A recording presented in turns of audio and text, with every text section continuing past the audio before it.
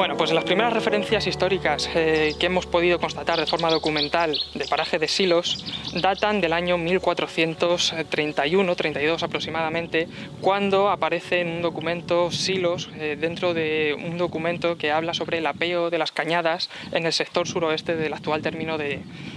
Calera y Chozas. El paraje de Silos resulta curioso que tenemos una pequeña referencia del año 1451 en el cual se habla de una pequeña comunidad de pescadores que eran moros, y en el cual en los libros de acuerdo del Archivo Municipal de Talavera de la Reina se refleja cómo piden que los moros de Silos hagan presencia en Talavera para hablar sobre el tipo de explotación que hacían del territorio. Sin embargo, la primera referencia como tal del lugar en el cual se habla de molinos data de 1435, en el cual don Diego de Fuensalida, dentro de sus pertenencias, deja en testamento a su mujer, María de Fuensalida. Cuando quedara ella viuda, se quedaría como herencia toda la heredad de Silos, sus herbajes, sus bienes y sus molinos. Pero no será hasta el año 1576 cuando en las relaciones topográficas de Felipe II sale nuevamente reflejado este complejo molinero, y en el cual quedan bajo la custodia de la condesa de Deleitosa. Es decir, era mujer del entonces conde de Oropesa, y a partir de ese momento los molinos, las aceñas de Silos, pasan a propiedad del estado señorial de los condes de Oropesa. La importancia de las aceñas deriva en que se trata de una estructura de cierta complejidad estructural, compuesta fundamentalmente por una azuda, que es, digamos, un gran muro que recorre, en este caso, de orilla a orilla del Tajo todo el cauce. Entonces eso provocaba que las aguas del Tajo se elevaran y tomaran cierta fuerza para que luego entraran en las bocas de alimentación de los molinos, y hacía rodar toda una serie de maquinaria que estaba destinada a moler el grano. En el caso de los molinos de Silos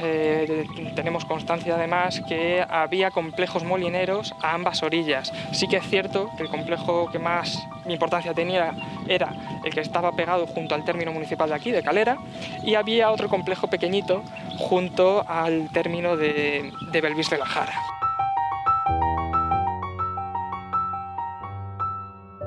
La información que puede aportar esta serie de complejos es bastante interesante de cara a conocer un poco lo que es el funcionamiento de las estructuras de la arqueología industrial, y también para conocer o tener cierto acercamiento cómo se explotaba también el espacio, puesto que la instalación, la construcción de un complejo de semejantes características y de cierta magnitud, como era el caso de Silos, responde a una realidad de una serie de explotaciones de una enorme extensión de cultivo de cereal que había tanto en Calera como en otros pueblos de alrededor, y por tanto venían vecinos tanto de las herencias, de la Nueva Barbarroya, Alcaudete, Belvís, y incluso de la propia Calera a moler el cereal que era recogido, y que bueno, luego había un contrato, ya sea económico o mediante especie, que el molinero recogía para poder hacer uso de las instalaciones. Bueno, a partir del siglo XV, de los siglos XVI, XVII y XVIII, e incluso XIX, hay que hablar de una enorme cantidad de información acerca de la explotación y uso de este espacio, de los molinos. Tenemos información acerca de tasaciones, contabilidad, arriendos, contratos, etc. Habría que mencionar, por ejemplo, un protocolo notarial que se encuentra en Toledo, en el cual habla de un contrato de arriendo de los molinos, de las aceñas de Silos, que data del año 1614, y en el que curiosamente se habla del molino nuevo. Es decir, nos da una noticia que hace pocos años, o relativamente reciente, en torno a 1614, se había realizado una obra de cierta importancia en el complejo molinero para ampliar el uso de este espacio.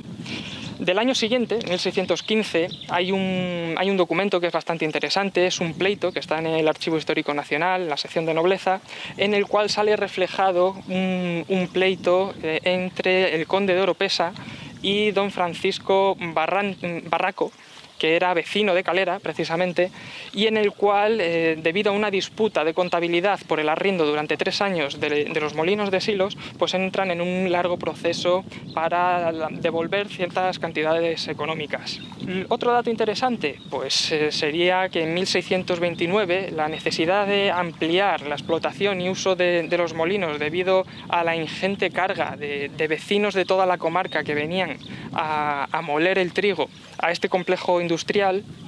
pues en citado año, 1629, se realiza una obra nueva de reforma por parte del conde de Oropesa, el que tiene que invertir una cantidad bastante grande para ampliar todo el complejo.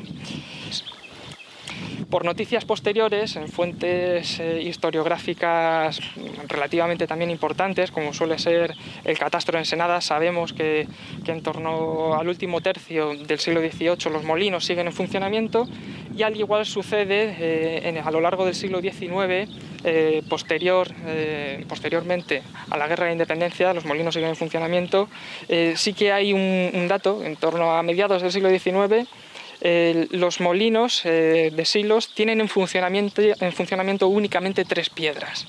Este dato choca, puesto que los molinos de Silos tenían más piedras en funcionamiento, incluso 6, 7 y más, en función del periodo de estiaje y también de la demanda del vecindario para moler el cereal.